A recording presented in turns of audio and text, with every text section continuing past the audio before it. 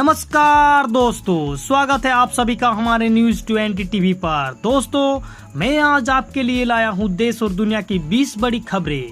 तो आपको एक एक करके सभी खबरें विस्तार से बताई जाएगी, तो वीडियो को अंत तक देखना ना भूले दोस्तों।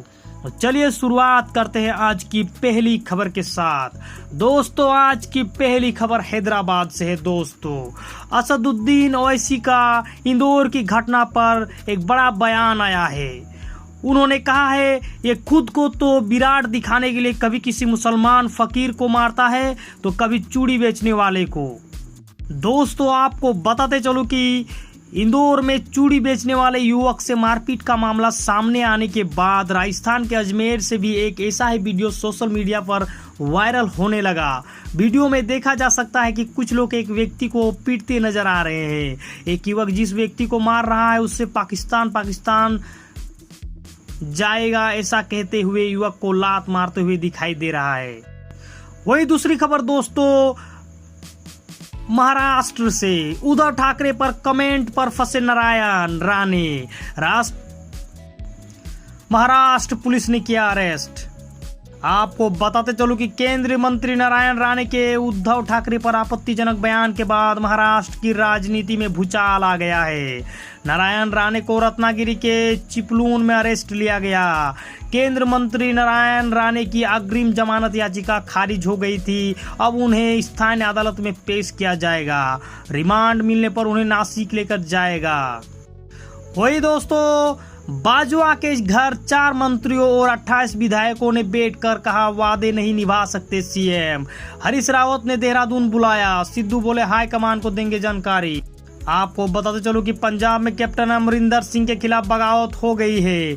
मंगलवार को राज्य के सीनियर मंत्री तृप्ति राजेंद्र बाजवा के घर पर 3 अन्य मंत्रियों, प्रदेश कांग्रेस महासचिव प्रगट सिंह समेत 28 विधायकों ने बैठक करके कैप्टन को मुख्यमंत्री की कुर्सी से हटाने की मांग उठा दी। इस मीटिंग के बाद चारों मंत्री और प्रगट सिंह पीपीसीसी प्रधान नवजोत सिंह सिद्धू से मिलने पहुंचे। वही दोस्तों, छत्तीसगढ़ में भूपेश बघेल को छोड़नी होगी सीएम की कुर्सी। राहुल गांधी से मुलाकात के बाद पुनिया ने दिया यह जवाब। आपको बताते चलो कि छत्तीसगढ़ में सत्ता में भागीदारी को लेकर फैली अफवाहों के बीच आज कांग्रेस हाईकमान ने मुख्यमंत्री भूपेश बघेल और राज्य के कद्दावर मंत्री टीएस सिंहदेव को दिल्ली तलब किया था। दिल्ली में कांग्रेस सांसद राहुल गांधी के साथ बैठक के दौरान पार्टी के छत्तीसगढ़ प्रभारी पीएल पुनिया भी मौजूद रहे। तीनों नेताओं के साथ कांग्रेस की लंबी बैठक चली। इसके बाद पीएल पुनिया और मुख्यमंत्री भूपेश बघेल दोनों ने मीडिया को भी संबोधित किया। वही दोस्तों, तालिबान नेता मुल्ला ब्रदर्स से काबुल में मिले सीआईए डायरेक्टर, गुपचुप डील करने में जुटा यूएस। आपको बताते चलो कि अमेरिकी खुफिया एजेंसी सीआईए के डायरेक्टर विलियम जे बर्न्स ने 23 अगस्त को तालिबान ने वरिष्ठ नेता मुल्ला गनी ब्रदरी से अफगानिस्तान की राजधानी काबुल में मुलाकात की है। अमेरिकी अधिकारियों के नाम न छपने की शर्त पर वाशिंगटन पोस्ट को इस बात की जानकारी दी है। ऐसे वक्त में जब अमेरिका अफगानिस्तान से लोगों को निकाल रहा है और अमेरिकी राष्ट्रपति ने इस रेस्क्यू मिशन को सबसे बड़ा और सबसे कठिन बताया है, ऐसे में टॉप अमेरिकी जासूस को काबुल भेजने के फैसले को लेकर कई तरह की बातें की जा रही है। वही दोस्तों, बिहार पंचायत चुनाव की अधिसूचना जारी। 24 सितंबर को पहले चरण का मतदान। आचार संहिता भी लागू। आपको बताते चलो कि बिहार में पंचायत चुनाव की अधिसूचना जारी कर दी गई है और आज से आचार संहिता भी लागू हो गई है। 24 सितंबर को प्रथम चरण का चुनाव होगा। वही दूसरे चरण का चुनाव 29 सितंबर को, तीसरे चरण का मतदान 8 अक्टूबर को, चौथे चरण का चुनाव 20 अक्टूबर को होगा। 24 अक्टूबर को 5वें चरण का मतदान होगा। 3 नवंबर छठे चरण का मतदान और 15 नवंबर को 7वां और 24 नवंबर को 8वां चरण का मतदान होगा। इस तरह से 11वें चरण की वोटिंग होगी दोस्तों। वही गुरुग्राम में मकान मालिक ने पुत्रवधू समेत 4 लोगों की हत्या कर थाने में किया सरेंडर। आपको बताते चलो कि दिल्ली से सटे गुरुग्राम में एक मकान मालिक की दर्दनाक सामने आई है। गुरुग्राम के राजेंद्र पार्क थाना इलाका में एक मकान मालिक ने अपनी पुत्रवधू समेत 4 लोगों की बेरहमी से हत्या कर दी। जान गंवाने वालों में ज्यादातर किराएदार है। हत्यारोपित मकान मालिक को अपनी पुत्रवधू और किराएदार के बीच अनैतिक संबंध होने का शक था। इस पर मकान मालिक ने अपने ही पुत्रवधू समेत 5 लोगों की बेरहमी से हत्या कर दी। हुए आतंकवाद पर जबरदस्त प्रहार। सोपर मुठभेड़ में 3 आतंकियों का खात्मा। इस साल अब तक मारे गए 107 दहशतगर्द। आपको बताते चलो कि जम्मू कश्मीर के सोपर में मंगलवार तड़के सुरक्षा बलों और आतंकियों के बीच शुरू हुई मुठभेड़ में 3 दहशतगर्द को मार गिराया गया। अराजक तत्व अफवाह न फैला सके, इसके मद्देनजर सोपर में मोबाइल इंटरनेट सेवा अस्थायी रूप से बंद कर दी गई। साथ ही श्रीनगर बारामूला के बीच ट्रेन सेवा भी निलंबित की गई। बता दें कि सोपर के पेटसीर गांव में आतंकियों की मौजूदगी की सूचना मिली थी, जिसके आधार पर पुलिस सेना की 52 RR और CRPF की 177, 179 व 92 बटालियन की संयुक्त टीम ने इलाके को घेराबंदी कर तलाशी अभियान शुरू किया।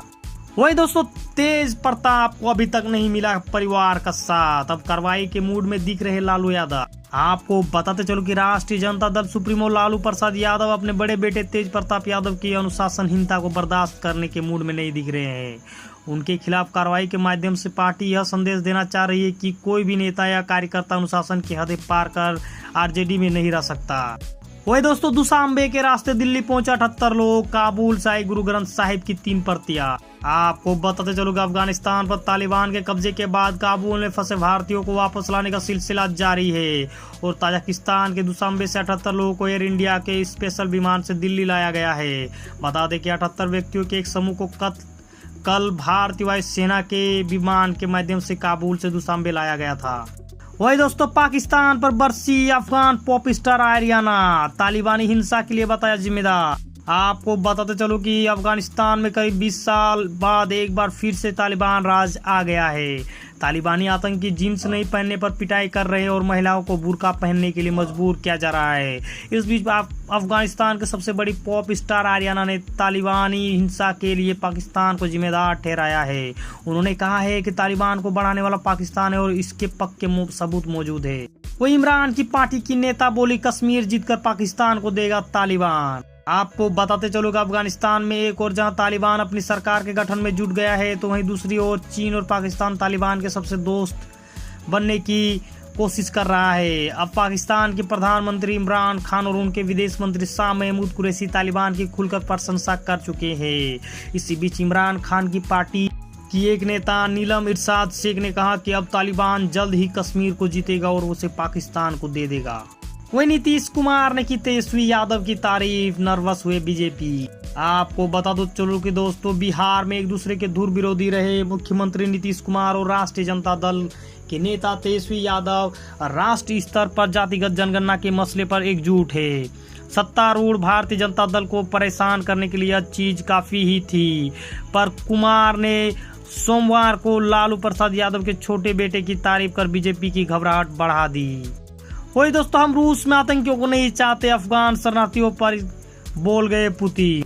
आपको बताते चलो कि तालिबान के अत्याचारों से अफगान आवाम को बचाने के लिए पूरी दुनिया शिद्दत से मदद कर रही है। इन सबसे बीच रूस के राष्ट्रपति व्लादिमीर पुतिन ने अफगान शरणार्थियों के ऊपर ही सवाल उठा दिया। उन्होंने रविवार को अफगानिस्तान से रूस के पास के देशों में लोगों को निकालने के विचार को खारिज कर दिया है। पुतिन ने कहा कि हम नहीं चाहते कि आतंकवादी यहाँ शरणार्थी की आड़ में दिखे।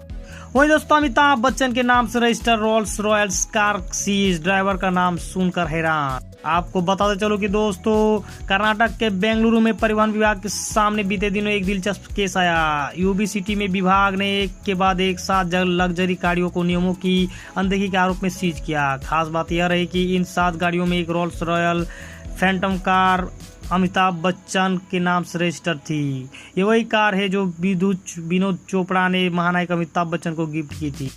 वही दोस्तों, अफगानिस्तानी राष्ट्रपति के देश छोड़कर भागने के कारण बताया। हसमत गनी का दावा, उनकी हत्या की साजिश रची गई। आपको बताते चलो कि अफगानिस्तान के पूर्व राष्ट्रपति अशरफ गनी ने मुल्क छोड़ दिया है, लेकिन उनके भाई हसमत अभी भी काबुल में है। प्रभावशाली अफगानी नेता और बिजनेसमैन हसमत ने कहा है कि उन्होंने तालिबानी हुकूमत को स्वीकार कर लिया है, लेकिन तालिबान में शामिल नहीं हुए। अशरफ 15 अगस्त को अफगानिस्तान से फरार हो गए थे और अभी वो UAE में है। वही अफगान संकट पर पीएम मोदी ने की व्लादिमीर पुतिन से चर्चा। दोनों नेताओं ने 45 मिनट तक किया मंथन। आपको बताते चलो कि अफगानिस्तान अब तालिबान के कब्जे में। अफगान संकट का असर पूरी दुनिया पर पड़ा है। सभी देश अपने अपने नागरिकों की वहां से सुरक्षित वापसी के प्रयत्न कर रहे हैं। इस बीच प्रधानमंत्री नरेंद्र मोदी ने रूस के राष्ट्रपति व्लादिमीर पुतिन से करीब 45 मिनट तक फोन पर बात की। दोनों राष्ट्राध्यक्षों ने अफगानिस्तान की स्थिति पर विस्तृत बातचीत की। वही दोस्तों जीन्स पहने युवकों की तालिबानियों ने की जबरदस्त पिटाई, महिलाओं की तरह ही पुरुषों के लिए भी होगा ड्रेस कोड। आपको बताते चलो कि अफगानिस्तान में तालिबान पर कब्जे के बाद जहां सबसे अधिक खौफ महिलाओं को लेकर है, वहीं पुरुष भी इससे अलग नहीं है। महिलाओं के लिए जहां तालिबान ने साफ कर दिया कि वो बुर्का या हिजाब में से कोई एक विकल्प चुन सकती है, वहीं पुरुषों के लिए भी अब ड्रेस कोड तैयार हो रहा है। चीन ने तालिबान के कब्जे वाले अफगानिस्तान को आर्थिक मदद देने का दिया संदेश। आपको बताते चलूं कि दोस्तों चाइना ने सोमवार को संकेत दिया है कि वो तालिबान के कब्जे वाले अफगानिस्तान को फाइनेंशियल सपोर्ट प्रदान करेगा। तालिबान के सत्ता पर काबिज होने के बाद काबुल को विभिन्न देशों द्वारा वित्तीय मदद रोके जाने के बीच चीन ने कहा कि यह युद्धग्रस्त देश की मदद करने में सकारात्मक भूमिका निभाएगा। वही दोस्तों अफगानिस्तान काबुल में यूक्रेन का विमान हाईजैक अपने नागरिकों को एयरलिफ्ट करने पहुंचा था प्लेन। आपको बताते चलो कि दोस्तों अफगानिस्तान राजधानी काबुल में यूक्रेन के एक विमान को हाईजैक करने का मामला सामने आया है। यूक्रेन के एक मंत्री ने इसकी पुष्टि की है। जानकारी के मुताबिक यह विमान अपने नागरिकों को निकालने के लिए अफगानिस्तान पहुंचा था। यूक्रेन के डिप्टी फॉरेन मिनिस्टर का दावा है कि कुछ अज्ञात लोगों ने यूक्रेनी एयरलाइन के विमान का अपहरण कर लिया है। तो दोस्तों आज के लिए बस इतना ही। दोस्तों अगर हमारी वीडियो आपको पसंद आए तो वीडियो को लाइक करें, शेयर करें और सब्सक्राइब करें दोस्तों। और इस तरह का डेली न्यूज अपडेट पाने के लिए बेल आइकन को दबाना ना भूलें। नमस्कार, आदाब, सत श्री अकाल, जय हिंद, जय भारत।